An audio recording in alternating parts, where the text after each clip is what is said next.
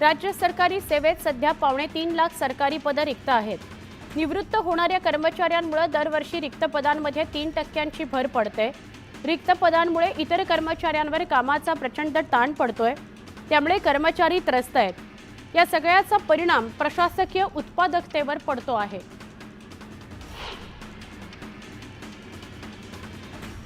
जळगाव जिल्ह्यात नोकर भरतीच्या नावाखाली मोठा स्कॅम होत असल्याचा आरोप आमदार मंगेश चव्हाणांनी केला। जिल्हा दूध संघ आणि इतर शासकीय नोकर भरतीकरता ठाकरे गटाच्या माजी खासदारांनी अनेकांची कोट्यवधींची फसवणूक केल्याचा आरोप देखील केला गेलाय।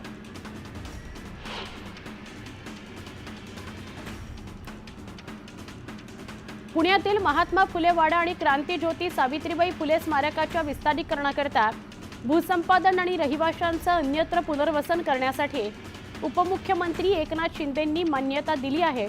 या कामांकरता 200 कोटींचा निधी मंजूर करण्यात आला आहे। मालवणमधील राजकोट किल्ल्यावर छत्रपती शिवाजी महाराजांचा 8 फुटाचा तलवारधारी पूर्णाकृती पुतळा उभारण्याचं काम करण्यात आलंय। सध्या पुतळ्याच्या उभारणीकरता अत्यंत मजबूत पाया उभारण्याचं काम सुरू आहे। एप्रिल महिन्यापर्यंत पुतळा उभारण्याचं काम पूर्ण करण्याचा मानस आहे।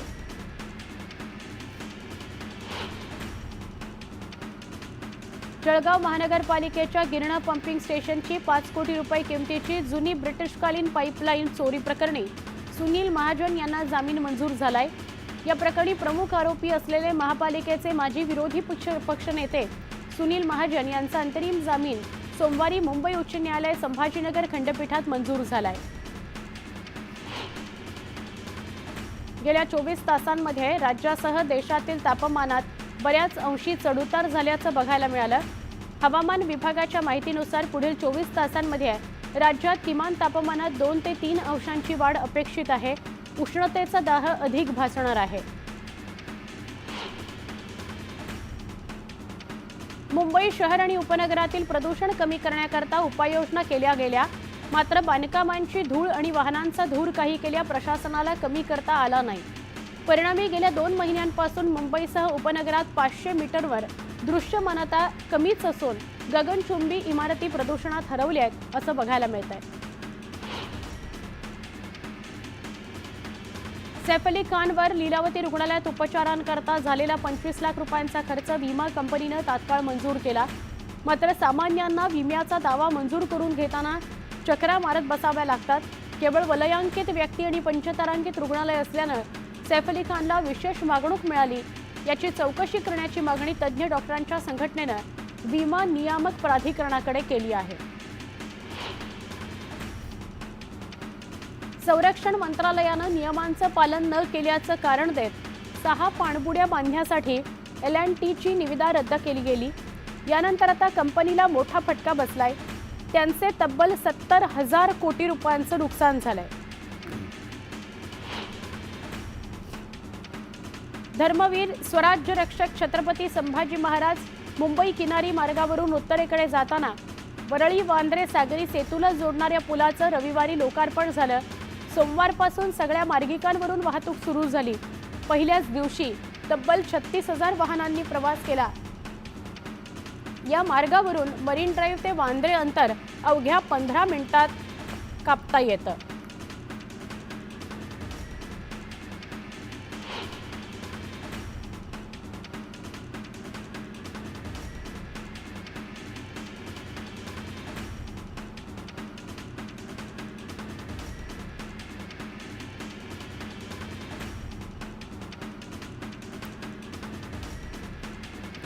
चेंबूर ते संत गाडगे महाराज चौक या मोनो रेल मार्गावर ऑगस्ट 2025 पासून आणखी 10 नव्या गाड्या प्रवाशांच्या सेवेत दाखल होणार आहेत। त्याचं नियोजन महामुंबई मेट्रो संचालन मंडळानं केलेलं आहे आणि यातून मोनो मार्गावर प्रवास करणाऱ्या प्रवाशांना दिलासा मिळणार आहे।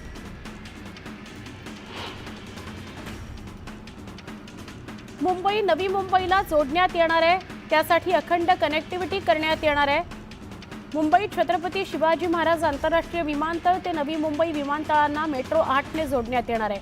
हा प्रकल्प सार्वजनिक खाजगी भागीदारी तत्वावर विकसित करण्यात तत्वतः मान्यता देण्यात आली आहे। पुणे मेट्रोनं प्रवास करणाऱ्या पुणेकरांकरता आनंदाची बातमी। पुणे मेट्रोची सेवा रात्री 11 पर्यंत सुरू राहणार आहे। मेट्रोच्या निर्णयामुळे प्रवाशांना रात्री उशिरापर्यंत प्रवास करणं सोयीचं होणार आहे। छत्रपती शिवाजी महाराज आंतरराष्ट्रीय विमानतळ नवी मुंबई विमानतळाशी मेट्रोनं जोडणारा प्रकल्प आता खासगी विकासकाच्या सहभागातून राबवण्याचा निर्णय राज्य सरकारनं घेतलाय। त्याचप्रमाणे याचा सविस्तर प्रकल्प अहवाल तयार करण्याची जबाबदारी MMRDA कडून काढून सिडकोकडे देण्यात आली आहे। जळगाव जिल्ह्यातील बोदवड तालुक्यात मानमोडी इथल्या पाणीपुरवठा योजनेत भ्रष्टाचाराची तक्रार देण्यात आली। या योजनेची चौकशी करावी यासाठी उपोषण करण्यात येत आहे। नववर्षाच्या पहिल्या महिन्यात मुंबईत घर खरेदी विक्रीचा जोर कायम आहे। 2025च्या जानेवारीत आतापर्यंत एकूण 9212 मालमत्तांची विक्री झाली। याद्वारे राज्य सरकारला 740 कोटी रुपयांचा महसूल प्राप्त झाला। पहाडी गोरेगाव मधील 35 मजली इमारतीचं बांधकाम पूर्ण झालंय। सध्या अंतर्गत कामं सुरू असून फेब्रुवारी अखेरपर्यंत ती पूर्ण करत मार्च अखेरीस इमारतीला निवासी दाखला मिळवण्याचं मुंबई मंडळाचं नियोजन आहे।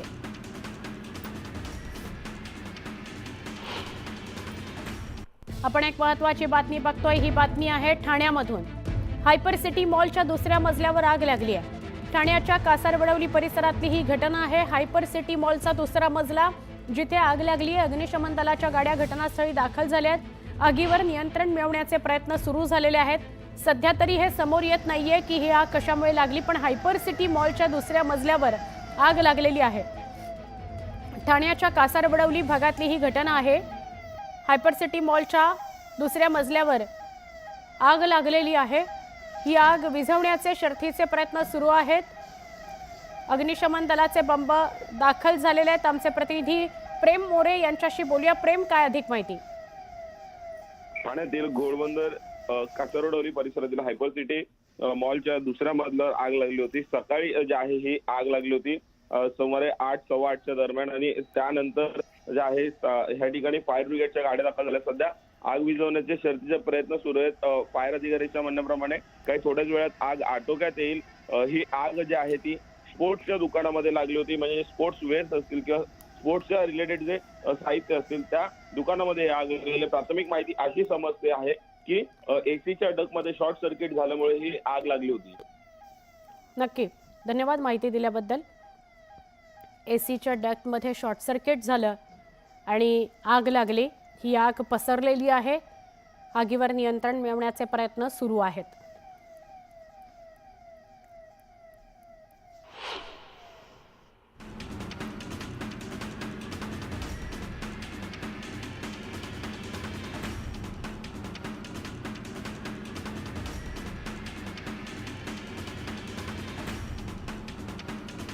वेगवान स्वरूपातल्या बातम्या। नवीन वर्षात फ्लॅट जमीन खरेदी करायची असेल तर लवकर करा, कारण राज्यात लवकरच खरेदी विक्रीचे भाव वाढणार आहेत।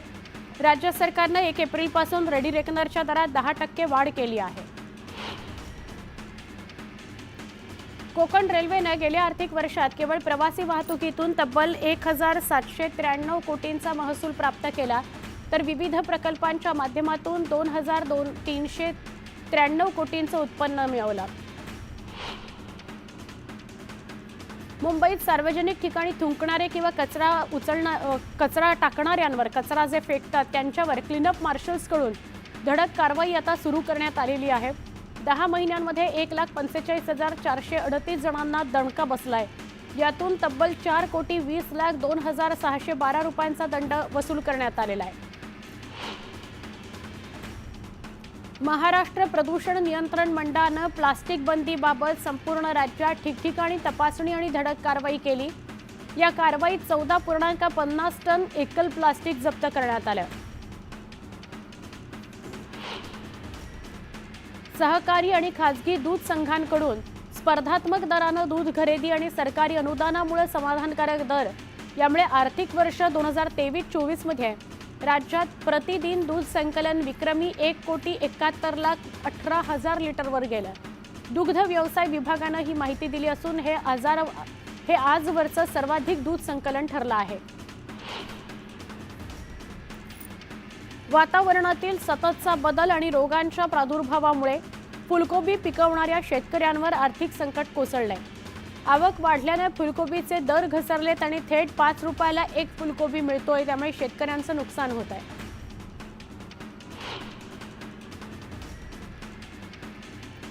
संभाजीनगरातील चिखलठाणा MIDC परिसरात असलेल्या कोहिनूर इंडस्ट्रीजमधील कूलर बनवणाऱ्या कंपनीत बनावट दारूचा कारखाना सुरू होता. त्या ठिकाणी राज्य उत्पादन शुल्क विभागानं छापा टाकला आणि 1,90,000चा मुद्देमाल जप्त केला. जळगावच्या रायसोनी नगरात बांधकाम करताना इमारतीच्या 5व्या मजल्यावरून खाली कोसळून सेंट्रिंगचं काम करणाऱ्या मजुराचा जागीच मृत्यू झालाय. बांधकाम मजूर असताना कुठलेही सुरक्षा उपकरणाचा वापर या मजुरानं केलेला नव्हता, अशी माहिती समोर आली आहे. चाळीसगाव इथल्या स्मशानभूमीत अंत्यसंस्कार केलेल्या मृतदेहाची राख आणि अस्थी अज्ञातांनी चोरी केल्याचा अंदाज मृत व्यक्तीच्या कुटुंबियांना आहे. मृत व्यक्तीच्या कुटुंबियांनी पोलिसात धाव घेतली, अज्ञाताविरोधात गुन्हा दाखल केला. महाकुंभ मेळ्यात शाही स्नानासह या 45 दिवसात संगमात स्नान करण्याकरता मोठ्या प्रमाणात भाविक गर्दी करतायत. प्रयागराज इथं पोहोचण्याकरता रस्ते, रेल्वे, विमानमार्ग सारे ओसंडून वाहत आहेत. विमानाचे दर 50,000च्या घरात गेलेत. आणखी वाढ होण्याची भीती आहे. समान नागरी संहितेची अंमलबजावणी करणारं उत्तराखंड हे देशातलं पहिलं राज्य ठरलंय. मुख्यमंत्री पुष्कर सिंह धामी यांनी UCCची अधिसूचना आणि त्याबाबतची नियमावली प्रस्तुत केली. त्यांनी विवाह, घटस्फोट आणि लिव्ह इनच्या अनिवार्य नोंदणी करता पोर्टलचंही अनावरण केलं. मध्य प्रदेशातील ग्वाल्हेरमध्ये एका लग्न समारंभात सासरे आणि जावई यांच्यात भांडण झालं. दोन्ही बाजूंनी दगडफेक झाली. घरांचं आणि वाहनांचं मोठं नुकसान झालं. उत्तर प्रदेशातील सुलतानपूर इथल्या सरकारी शाळेतून एक लाजिरवाणी घटना समोर आली आहे. दुचाकीवरून मुख्याध्यापक आणि शिक्षक एकमेकांना भिडले, त्यामुळे शिक्षणाधिकाऱ्यांनी संपूर्ण कर्मचाऱ्यांचे पगार थांबवले.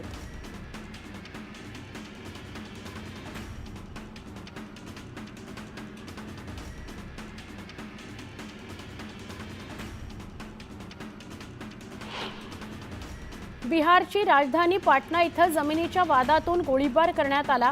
दारूच्या नशेमध्ये एका व्यक्तीवर गोळीबार केल्याचं समोर आलं. गोळीबाराचा व्हिडिओ समोर आलाय. पोलिसांनी आरोपीची ओळख पटवून अटक केली आहे. झारखंडमधील सरायकेला इथं 3 मजली जीर्ण इमारत जमीनदोस्त झाली आहे. कंपनीनं बिल्डिंग आधीच घोषणा केली होती. बिल्डिंग रिकामी करा अशी घोषणा आधीच केली होती, त्यामुळे 16 फ्लॅट्स आधीच रिकामे करण्यात आले होते. जयपूर महानगरपालिकेमध्ये स्वच्छता कर्मचाऱ्यांनी गोंधळ घातला. आंदोलक कर्मचाऱ्यांनी कचरा फेकून मुख्यालयाच्या गेटची तोडफोड केली. पोलिसांनी 4 कर्मचाऱ्यांना अटक केली. झारखंडच्या जमशेदपूरमध्ये चोरीची घटना घडली आहे. दयाल सिटी अपार्टमेंट इथल्या 4 घरांमध्ये दरोडा टाकण्यात आला. यावेळी लाखोंच्या रकमेसह सोन्याचे दागिने घेऊन चोरटे पसार झाले. चोरीची ही घटना CCTVत कैद झाली आहे. रांचीमध्ये मेडिकलचे विद्यार्थी आणि परिसरातील काही तरुणांमध्ये वाद झाला. या वादाचे रूपांतर हाणामारीत झालं असून या प्रकरणी एका तरुणाला पोलिसांनी अटक केली आहे. झारखंडच्या धनबादमध्ये भीषण अपघात झाला. या ठिकाणी एका भरधाव ट्रकनं दुचाकीस्वाराला चिरडलं. या दुचाकीस्वाराचा मृत्यू झाला असून संतप्त नातेवाईकांनी या ठिकाणी रास्ता रोको केला. रांचीमध्ये हत्तींची दहशत पसरली आहे. इथल्या ग्रामीण भागातील घरांची हत्तींनी नासधूस केली. यामुळे परिसरातील नागरिकांमध्ये भीती आहे. उत्तराखंडमधील उत्तरकाशी जिल्ह्यात लागलेल्या भीषण आगीत 9 घरं जळून खाक झाली आहेत. अपघातात एका महिलेचा मृत्यू झालाय तर 25 कुटुंब बेघर झाली आहेत. प्रशासनानं पीडित कुटुंबाला सर्वतोपरी मदत करण्याचं आश्वासन दिलं आहे.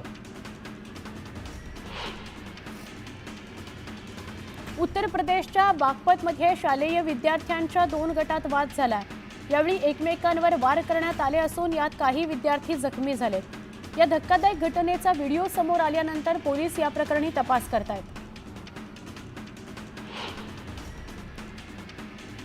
बिहारच्या पाटण्यात एफसीआय मध्ये काम करणाऱ्या कर्मचाऱ्याची गोळी झाडून हत्या करण्यात आली। ही हत्या का करण्यात आली हे कळू शकलेलं नाही, पण या प्रकरणी पोलिसांकडून अधिक तपास सुरू आहे।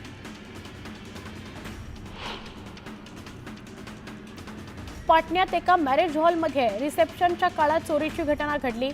सीसीटीव्हीत ही चोरीची घटना कैद झाली आहे। यावेळी 10 वर्षाचा मुलगा आणि त्याच्यासोबत असलेल्या तिघांवर चोरीचा संशय व्यक्त करण्यात आलाय। चोरट्यांनी सुमारे 2 ते 3 लाखांचा मुद्देमाल लंपास केलाय। दिल्लीच्या बुराडी भागात 4 मजली इमारत कोसळली, अपघात झाला। या दुर्घटनेत आतापर्यंत 10 जणांना रेस्क्यू करण्यात आले। दरम्यान अजूनही काही लोक मलब्याखाली अडकल्याची भीती आहे। बिहारमधील मुझफ्फरपूरमध्ये दुचाकीवरून जात असलेल्या महिला शिक्षिकेवर झाडाची फांदी पडली। यामध्ये महिला शिक्षिकेचा मृत्यू झाला असून या अपघाताचा व्हिडिओ समोर आलाय। मध्य प्रदेशातील टिकमगडमध्ये घर वाटपावरून 2 कुटुंबात भांडण झालंय। दोन्ही बाजूंनी एकमेकांवर लाठ्या विटांचा मारा करण्यात आला। यामध्ये 3 लोक जखमी झालेत, तर या घटनेचा व्हिडिओ सोशल मीडियावर व्हायरल झालाय। भारत आणि चीनच्या परराष्ट्र सचिवांच्या बैठकीत मोठा निर्णय घेण्यात आला। 5 वर्षांनंतर पुन्हा कैलास मानसरोवर ही यात्रा सुरू होणार आहे। भारत आणि चीनमध्ये थेट विमानसेवाही सुरू होणार आहे।